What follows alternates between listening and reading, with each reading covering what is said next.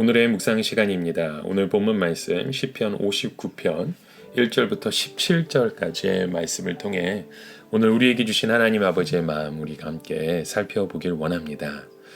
자, 오늘 시편 그 표제어를 살펴보시면 이렇게 기록되어 있죠.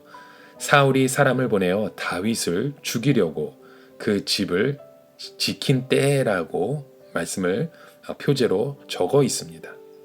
자, 그 당시 다윗은 골리앗과의 싸움에서 이긴 후에 사울 군대의 일원이 되었죠. 그때부터 그는 정말 잘 나가는 그 장군이 되었습니다. 한 번도 전쟁에서 지지 않았죠. 이렇게 그는 백성들에게 인기를 한 몸에 얻었던 것입니다. 그런데요, 그의 인기가 시작되자 사울의 질투가 또 함께 시작되었죠. 사울은 기회가 되면 다윗을 죽이겠다고 마음을 먹었습니다. 그 일을 위해 자기 딸도 걸었죠. 블레셋 사람의 포피 100개를 베어오면 내 딸 미갈을 아내로 주겠다고 약속까지 했습니다. 그러나 그것은 다윗을 사위로 삼겠다는 의도가 전혀 아니었죠. 오히려 다윗을 죽이려고 덫을 놓은 것이었습니다. 그러나 다윗은요, 이 블레셋의 공격에서 포피 200개를 베어 왕에게 바쳤습니다. 그리고 사울은 할 수 없이 딸 미갈을 주어 다윗으로 사윗을 삼았던 것이죠. 자, 그런데 그때부터 직접 다윗을 죽이려고 마음을 먹고 있던 사윗은요, 이 자객을 보내어서 다윗의 집을 지키도록 했습니다. 이때 집을 가보니 자신을 죽이려고 하는 사람들이 진을 치고 있었죠. 이때 아내 미갈이 다윗을 피신시킵니다. 창문으로 줄을 내어 날아서 다윗을 보내죠. 자, 이렇게 겨우 목숨을 건진 후에 다윗이 기록한 그 시편의 내용이 바로 오늘 본문의 말씀입니다. 자, 이 다윗의 마음이 얼마나 아프고 힘들었을까요?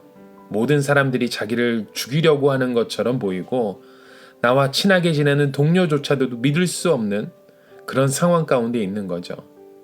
그때 하나님께 나와 호소하는 그 다윗의 마음이 오늘 시편 59편의 내용이죠. 자, 먼저 이런 어려운 일을 당한 후에 다윗은 무엇을 하고 있나요? 오늘 본문 3절에 말하죠. 그들이 나의 생명을 해하려고 엎드려 기다리고 강한 자들이 모여 나를 치러 하오니 여호와여 이는 나의 잘못으로 말미암음이 아니요 나의 죄로 말미암도 아니로소이다 라고 말씀합니다. 자, 다윗은 시편 여러 곳에서 먼저 이렇게 자신의 마음을 하나님께 종종 드러냅니다. 문제가 생기고 인생에 어려운 일이 생겼을 때 먼저 남을 탓하지 않고 자신을 돌아보는 일을 가장 먼저 하고 있죠. 사울이 나를 죽이려고 자객을 보냈는데 혹시 나에게 문제가 있는 건 아닌가? 이런 자신의 행위를 살피고 마음을 살피고 지난 과거를 돌아보는 것입니다. 이것이 바로 다윗이 이 문제를 직면하는 그의 태도였다는 것입니다. 여러분, 이것이 오늘날 우리에게도 참 중요한 자세인 것 같습니다. 어떤 문제가 생기면 외부에서 문제를 그 원인을 찾으려고 하는 사람들이 얼마나 많습니까? 우리도 역시 그렇게 살았잖아요. 하지만 다윗은요, 문제가 생겼을 때 그 원인을 자신의 내면으로부터 찾고 있었다는 거예요. 혹시 나에게 문제가 있으면 내가 돌이키고 회개하려고 이 모든 것들을 살펴가는 것입니다. 혹시 다른 사람에게 상처를 준 적이 있으면 그를 찾아가서 용서를 구하고자 하는 그 마음으로 자신의 내면과 자신의 행동을 모두 살펴보는 것이죠. 이런 태도를 가지고 우리가 문제를 대할 때 모든 것들이 순리대로 모든 것들이 하나님의 은혜 가운데 이루어지는 것 같습니다. 그래서 다윗은요, 문제 앞에서 자신의 내면을 먼저 살펴보며 이렇게 고백하죠. 4절 말씀입니다.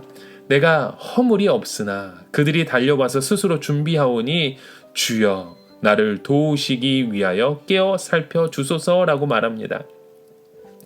자, 이렇게 나에게 문제가 없다면 그 다음으로 호소할 대상이 누구예요? 하나님이죠. 내가 문제가 없기 때문에 하나님께 당당하게 나를 도와달라고 깨어 살펴달라고 요청하는 것입니다. 하나님, 난 이렇게 결백하고 허물이 없는데 적들이 나를 죽이려고 하는지 모르겠습니다. 하나님 도와주십시오. 이렇게 간절하게 주님 앞에 나아가는 것입니다. 또 9절에 다윗의 고백을 보십시오. 하나님은 나의 요새이시니 그의 힘으로 말미암아 내가 주를 바라라이다 라고 말씀하잖아요. 하나님을 나의 요새로 여기고 도움의 손길을 구하고 있는 그 다윗의 모습을 우리가 본다는 거예요. 여러분, 많은 사람들은 문제가 생기면 그 문제 가운데 그 이유를 하나님 앞에 돌릴 때가 많죠. 하나님, 제가 이렇게 깨끗하고 허물이 없는데 왜 하나님은 내 인생 가운데 이런 문제를 주시냐고. 과연 하나님은 오늘도 살아계시는 것이냐 맞냐고. 하나님을 향하여 그 원망을 쏟아내는 것이 일반적인 사람의 태도입니다. 그런데 다윗은요, 자신을 살펴보고 자신의 허물과 문제가 없는 것을 살펴본 다음에 하나님 앞에 전적으로 의지하며 주님을 찾아갔다는 거예요. 나를 살피고 나를 인도하시는 그 하나님에 의지하여 그 문제의 해결을 위한 그 길을 주님 앞에 맡겼다는 거죠. 여러분, 오늘 저희는요, 문제가 일어날 때 하나님을 원망의 대상으로 보지 마시고요, 오히려 전적으로 하나님께 기대는 주의 백성 되시길 간절히 소망합니다. 이렇게 우리가 하나님을 의지하다 보면요, 하나님께서 이 문제를 통해서 이루고자 하시는 그 뜻을 발견할 수 있다는 거예요. 그러면 우리의 적이 두렵지 않습니다. 자객을 보내어서 나를 죽이려 하는 그 사울의 칼날도 두렵지 않은 거죠. 그렇게 두렵지 않기 때문에 다윗은 11절에 이렇게 노래하고 있는 거예요.